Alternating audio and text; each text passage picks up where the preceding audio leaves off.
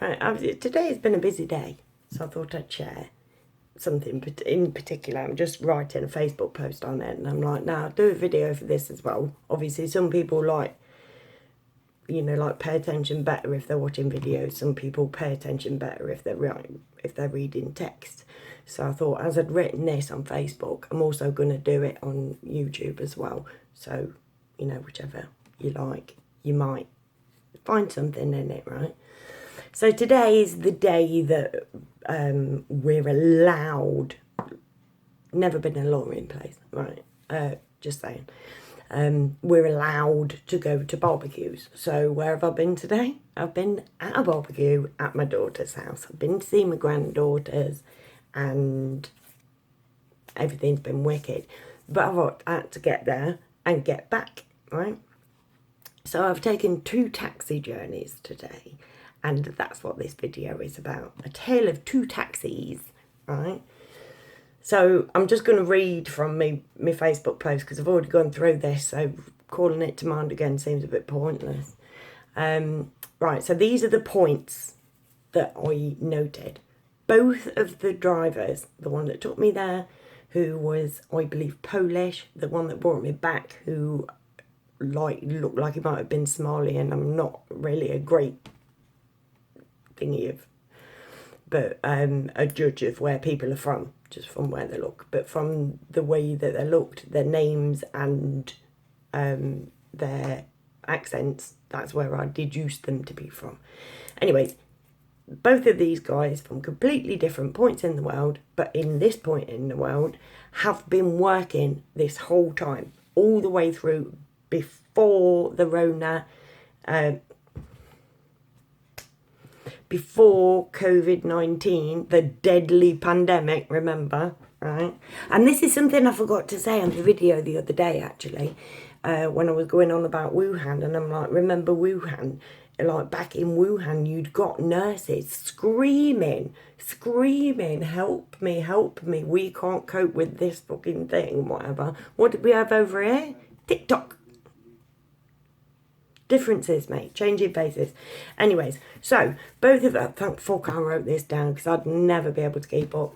So both of these drivers have been working as taxi drivers throughout this whole lockdown. Both of them. Neither of them has ever worn personal protective equipment. That's point 2, right? So they've both been working this whole time just like they were working everywhere else, except the only difference is they literally couldn't make their money. The first guy said it could barely make £5 an hour, right at the beginning. And he said,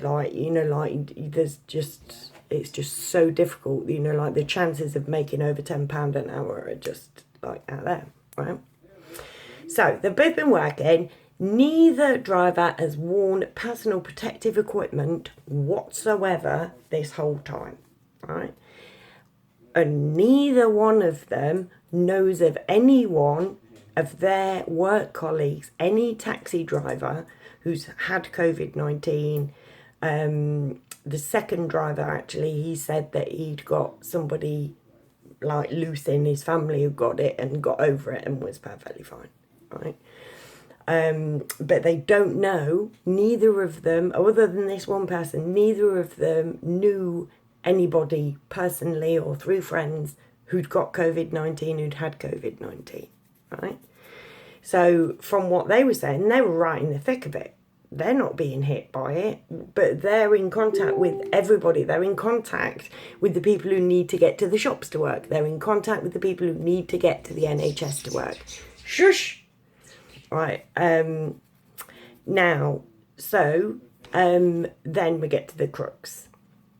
Basically, who do you know who's died of it? Well, not, obviously neither of them know who died of it, but who they'd had in their taxis. Now, the second driver, he said that he got a person, an elderly Muslim couple in the taxi, and they said that they were transporting stuff because their parent had died in hospital of COVID-19. That's the only tale I heard today where anybody had said that somebody had actually died of COVID-19, but this woman was actually poorly with something else. They told this elderly Muslim couple told the taxi driver that their parent had something wrong with them and they went in hospital and they died of COVID-19. That's the second driver. The first driver told me that last week, or it was week before, he had somebody in his cab who was a nurse for the Leicester Royal Infirmary, right? The hospital I gave birth to. But will you hold on a minute, cats? Do apologise. Yeah, so like he got this woman in and she said that they'd brought this man in who'd had a horrible car accident, right? Horrible car accident, and he died of his injuries, and they put it down as COVID-19 because while the poor sod was in there, when he'd just been mangled by a car crash, they gave him a fucking coronavirus test, because obviously there's no test for COVID-19. They gave him a whatever test it is for, but like the most it's for coronavirus. They tested the man as he was dying. That, in my personal opinion, is fucking sick. Do you know what I mean? It's like, look, his leg's hanging off, he ain't gonna make it. Quit testing for coronavirus. Who the fuck? Why the fuck would you test somebody for coronavirus just for coming through your fucking doors? Like, literally, it just all stinks.